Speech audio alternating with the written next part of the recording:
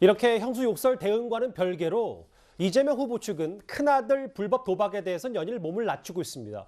그럼에도 성매매 의혹도 여전히 꼬리를 물고 있습니다.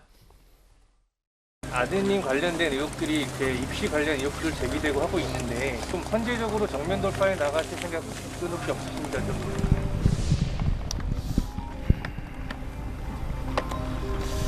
자식을 둔 죄인이니까 필요한 검증은 충분히 하시고 또 문제가 있는 점들에 대해서는 상응하는 책임을 지도록 하겠습니다. 다시 한번 죄송하다는 사과 말씀드립니다. 아드님 은행 예금 관련해서 야당 쪽에서 타짜냐 도박꾼이냐 뭐 이런 일각의 비판에 대해서는 좀 어떻게 생각하시는지.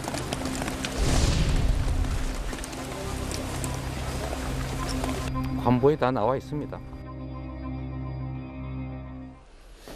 이 후보의 침묵이 좀 있었습니다. 어제 기자들과의 질의응답에서요. 이현정 의원님. 네. 그런데 국민의힘에서 아들 의혹과 관련해서도 계속해서 문제 제기하는 부분이 뭐 일단 불법 도박은 이재명 후보 측이 공식적으로 인정을 했으니까. 그런데 2년 전과 작년에 수차례 성매매를 암시하는 글을 올렸다. 그런데 이재명 후보는 부모된 입장에서 믿을 수밖에 없다. 성매매 사실이 없었다고 하니까 이 부분에 대해서 야당에서는 아직도 꼬리가 있다 의혹에 이 얘기를 좀 하고 있거든요. 근데 이제 이 정도 되면 사실은 아들 말을 100% 믿는다는 것도 문제가 있지 않나요? 이미 아들이 상습 도박을 했다는 사실을 그동안 사실은 뭐 부모님한테 숨겨온 거 아니겠습니까?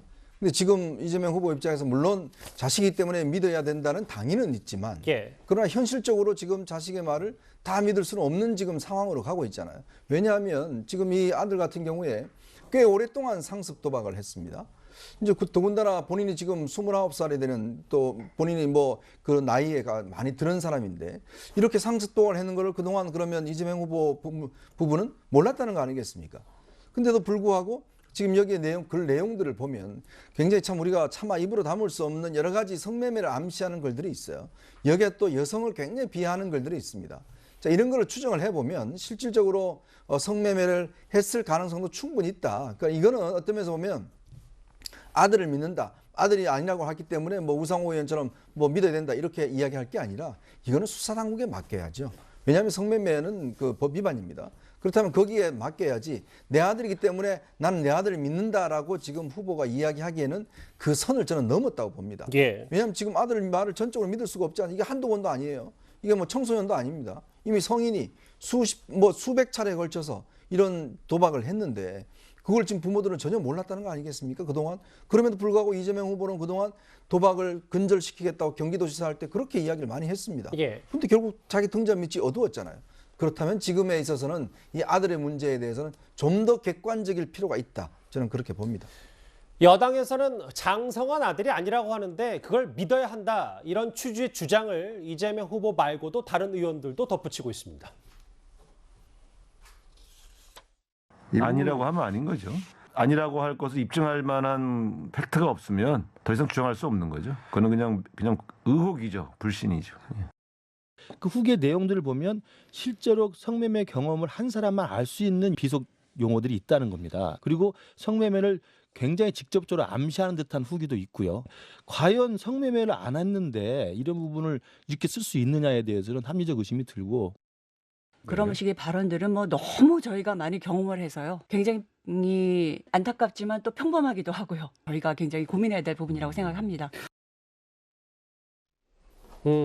앞서 이현정 의원님이 지적하신 대로 이동학 의원님, 민주당 내에서는 아니 아들이 아니라는데 그거를 고스란히 믿는 것도 지금 대선 전국의 꽤 큰 의혹과 이슈인데 그것만 너 했냐 안 했냐라고 물어볼 수 없지 않느냐 뭐 이런 지적도 좀 있거든요. 어떻게 보십니까?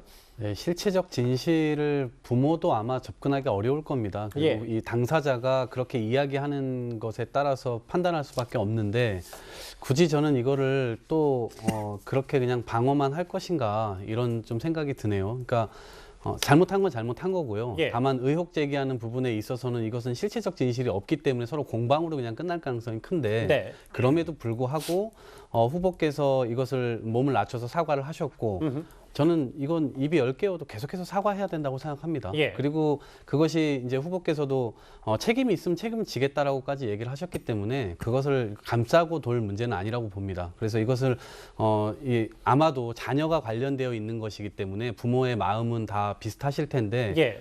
자식들이 부모한테 일거수일투족을 다 얘기하지 않거든요. 예, 그렇기 때문에 이제 그런 불가피성에 대한 이해나 이런 것들은 좀 필요할 것 같고요.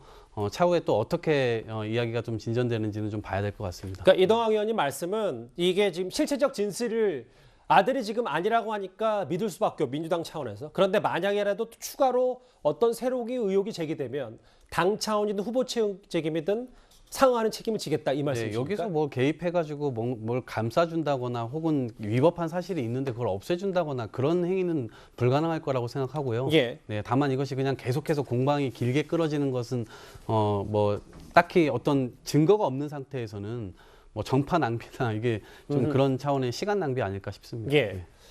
그런데 이도하 변호사님, 네.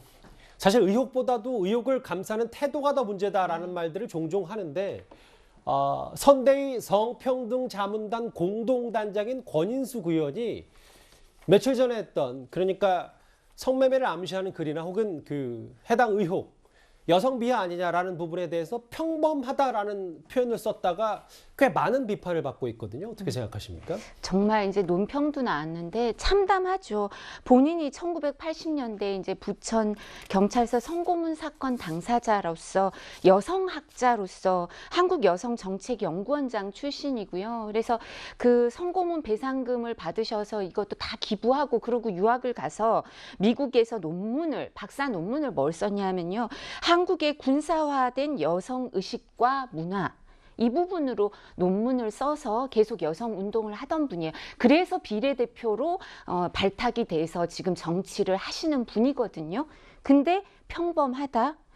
이 여성의식과 문화, 이런 성의식과 문화에 대해서 박사학위까지 받고 여성정책연구원장으로서 비례대표로 발탁된 분이 저런 얘기를 하시면 민주당에서 이 부분에 대해서 제대로 얘기할 수 있는 분은 아무도 없다는 거죠. 그러니까 이 여성정책이나 여성인권 이런 부분에 대해서 운동을 같이 하시거나 민주당과 같이 하던 분들이 큰 실망을 해서 지금 국민의힘으로 합류하고 있는 결과로 나타나는 것 같거든요. 예. 그래서 뭐 탄광의 카나리아 얘기까지 나오는데 권인숙 의원이 정말 후배들이 부끄러워하게 되지 않을까. 저 부분은 바로 시정을 하고 이 본인의 취지가 뭔지 그리고 왜 이렇게까지 대통령 후보라고 이런 발언까지 하면서 감싸야 하는지 현실이 정말 참담합니다. 예. 지금 이재명 후보 큰아들과 관련된 의혹이 두 가지잖아요. 첫 번째 앞서 만나봤던 성매매 암시글을 올려서 실제로 성매매를 한 거 아니냐라는 의혹 첫 번째. 그리고 두 번째는 이재명 후보의 아들 도박 자금 출처입니다. 야당에서는 이 부분을 좀 더 물건으로 주는데요. 앞서 이재명 후보는 아들에게 1,000만 원 정도의 빚이 있다 이렇게 말을 했었습니다. 제가 알기로는 은행에 빚이 좀 있습니다. 대개 한 1,000만 원 이내를 잃은 것 같아요. 한 번에 뭐 몇십만 원씩 찾아서 사이버머니라고 하나요? 사서 한 모양인데 기간이 꽤 길고 그 사이에 잃은 게 1,000만 원까지는 안 되는 것 같습니다.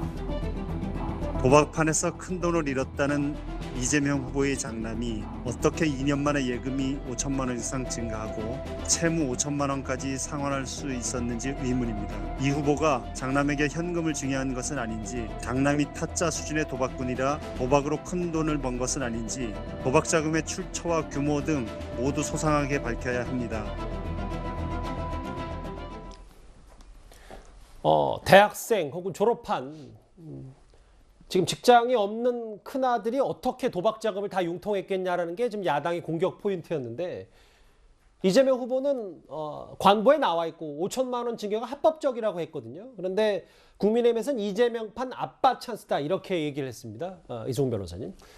뭐 이재명 후보가 아들이 도박을 한 줄 알고 뭐 증여를 할 일은 없잖아요. 상식적으로 생각하면 될 것 같고요. 실제 증여도 세무신고도 다 했고 관보에 게재했기 때문에 그렇게 믿을 수 있다고 생각되고요. 실제 도박과 관련해서 이재명 후보가 사과를 했고 얼마든지 계속적인 검증이 필요하고 또 형사적인 책임까지도 질 거라는 부분에 대해서 얘기를 했기 때문에 앞으로 수사가 진행되면 이 부분은 사실관계는 명확히 밝혀질 것이라고 생각되고요. 실제 증여라든가 상속이라든가 이런 것들은 법에 정해진 절차잖아요. 5천만 원을 증여했다고 해서 이게 아빠 찬스다라고 비판한다라고 한다면 윤석열 후보의 장모가 손자들한테 한 20억 정도를 증여했잖아요. 증여 자체는 비판할 수 없다 이렇게 생각됩니다. 예.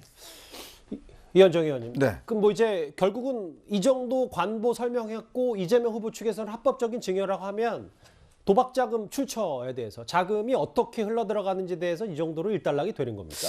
글쎄요, 저는 이게 관심이 뭐냐면 왜 그때 5천만 원을 줬을까? 준 이유가 뭘까? 저는 거기에 관심이 있습니다. 왜냐하면 지금 이 이재명 후보의 장남 같은 경우는 2018년분, 2019년도 재산 등록 있죠. 그때 46만 원을 신고를 했습니다. 근데 그 다음 해에 바로 5,010몇만 원을 신고를 했어요. 그렇다면 이재명 후보가 이제 뭐 준 거 합법적이다라고 뭐 그래 합법적이 좋겠죠, 당연히. 그냥 5천만 원 한도 내에서는 증여세 없이 줄 수 있으니까요. 근데 그렇다면 그 시점에 왜 돈이 필요했을까라는 거죠. 그렇다면 이재명 후보도 아들이 이렇게 많은 돈을 달라고 뭐 요구를 했든지 아니면 뭔가 계기가 있었을 거 아니겠습니까? 근데 보면 이 이재명 후보의 장남은 이 시점에서 굉장히 도박을 많이 했습니다.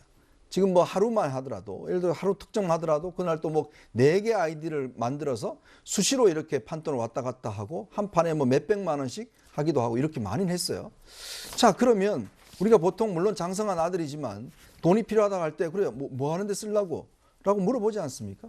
그렇다면 과연 이재명 후보는 왜 그때 갑작스럽게 5천만 원을 줬을까? 자, 그리고 이재명 후보는 항상 이 도박 문제에 대해서 굉장히 관심 있게 많은 이야기를 했습니다. 본인도 정책적으로 도박을 근절시키겠다 경기도 지사할 때 굉장히 강조한 바가 있어요. 그런데 뭐 김혜경 씨도 마찬가지지만 근데 물론 뭐 장성한 아들이 뭐 하는지는 뭐 한다에 대해서 이론이 있을 수가 있지만 그래도 이렇게 오랫동안 도박에 빠져 있다고 한다면 부모들은 좀 눈치를 챘지 않았을까요? 그런 측면에서 이제 우리가 자꾸 이재명 후보가 아유 뭐 사과하고 이런 게 하는데 이런 과연 이 사과 자체가 진정성이 있는 것인지 그리고 이게 5천만 원도 물론 합법적으로 증여했다고 하지만 왜 그 시점에 준 것인지 이제 그런 부분들이 궁금한 것이죠. 뭐 지금은 이재명 후보 아들 의혹이고요. 저희가 뉴스탑10 중반부에 또 김건희 씨 얘기도 좀 하겠지만 대선판을 두고 공격을 하는 쪽도 의혹을 제기하는 쪽도 사과를 하는 쪽도 지금과 같은 네거티브 싸움에서는 유권자들에게 그리 높은 점수를 받지 못할 겁니다. 그래서 여야 모두 선은 지키자는 내부 목소리가 있는 것 같습니다. 김건희 씨의 또 이런 어떤 사건이 일파만파 터지다 보니까 이걸 황급히 막기 위해서 또 한 거 아닌가. 거꾸로 사과하는 대신에 다른 사건, 여당의 후보의 어떤 새로운 의혹으로 이걸 덮으려고 했던 의도가 야당에게 있었던 것 아닌가. 그래서 좀 아쉬운 점이 있습니다. 알겠습니다.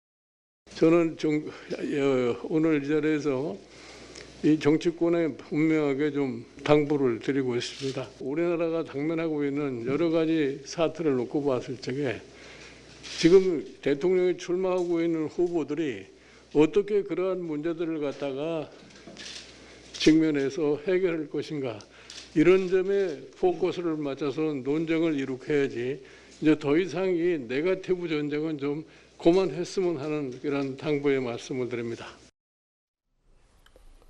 이동학 의원님, 지난주 금요일에 아니라 다를까 이제 김남국 의원이 김건희 씨 의혹 덮으려 이재명 아들 문제 터뜨렸다 생각한다 이런 라디오 인터뷰를 했는데 그제였죠. 이재명 후보의 사과 의미를 반감시키거나 부정적 영향을 주는 결과가 될 수 있게 자제해달라. 이 조치 잘했다고 보십니까? 이런 의혹 제기. 네, 저것은 잘했다고 보여지는데요. 일단 후보자가 진심으로 사과하고 있는데 그 목소리와 톤이 태도가 다르게 읽혀지지 않도록 해야 되는데 혹시나 그런 말들로 인해서 또 구설에 생기게 되고 그러면 후보의 이 사과가 또 반감되지 않나 이런 것이고요.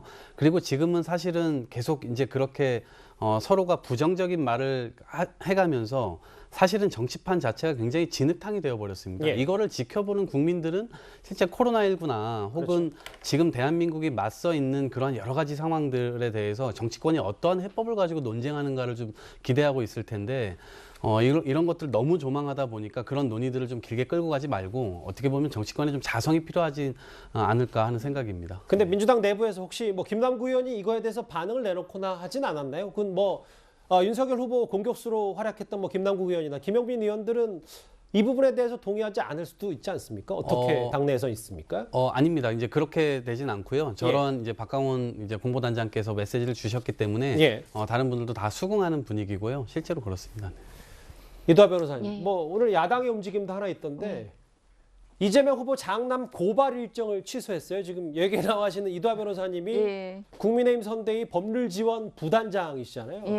오늘 이 고발을 원래 하려다가 취소한 좀 배경을 저희한테 좀 자세히 설명을 해주세요. 원래 단장님이 하시는데 단장님이 후보를 모시고 이제 강원도에 구부대를 가셨어요. 그래서 단장은 사실은 유상범 의원님인데 거죠? 그래서 사실은 이 일정을 제가 소화를 했어야 되는데 예. 저희가 이제 취소를 하게 된 게 오늘 선대위 회의에서 김종일 총괄 선대위원장이 저 얘기를 하셨어요. 네거티브를 지양해야겠다. 그리고 좀 전에 이동학 위원도 말씀하신 것처럼 민주당도 뭐 김남국 의원이 막 이 부분 관련해서 이제 이동호 씨, 그러니까 이재명 후보 아들 의혹 같은 거 도박 의혹이 아니죠. 그건 사실인데 이런 언론 보도가 나온 게 뭐 선대위 국민의힘 선대위 관계자가 뭐 택시를 타고 뭐 얘기를 하고 막 이런 문제 제기를 허위 사실이라고 저희는 생각하죠. 그런 문제 제기를 하고 해서 이 부분까지도 이런 부분도 그럼 선거법 위반으로 어떻게 해야 되나 아니면 허위 사실 유포로 이 명예훼손으로 해야 되나 여러 가지 검토를 하고 이동호 씨 관련해서도 사회 질서 유지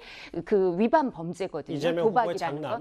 그렇기 때문에 이런 부분도 다 고발장을 쓰고 검토를 했었는데 네거티브를 지양하자. 그리고 사실 저희가 12월 1일부터 12월 18일까지 그 트렌드를 분석해봤어요. 민주당도 다 했을 거예요. 구글, 네이버, 카카오 이거 다 보고서가 나와요. 선대위에. 근데 이게 피로도가 있어요. 양쪽 다 네거티브를 하고 있는 거에 이 있어서. 후보든 윤 후보든. 좀 이 부분이 있어서 왜 정책 검증을 하지 않냐 이런 국민들의 여망도 있고 해서 총괄 선대위원장이 저런 발언을 하셔서 이 부분은 우리가 이런 부분이 네거티브인지 검증인지 좀 구별을 하고 여기에 대해서 검토를 할 필요가 있다 해서 보류를 하고요. 그리고 무엇보다도 이동호 씨 사건은 실효성이 좀 떨어지는 게 이제 시민단체에서 성매매까지 다 고발을 했어요.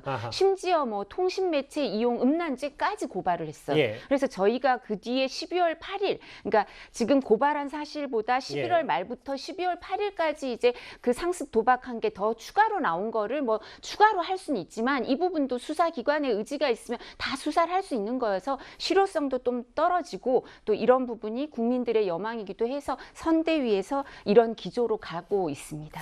그래서 오늘 고발하려다가 일단 스톱을 하셨군요. 알겠습니다.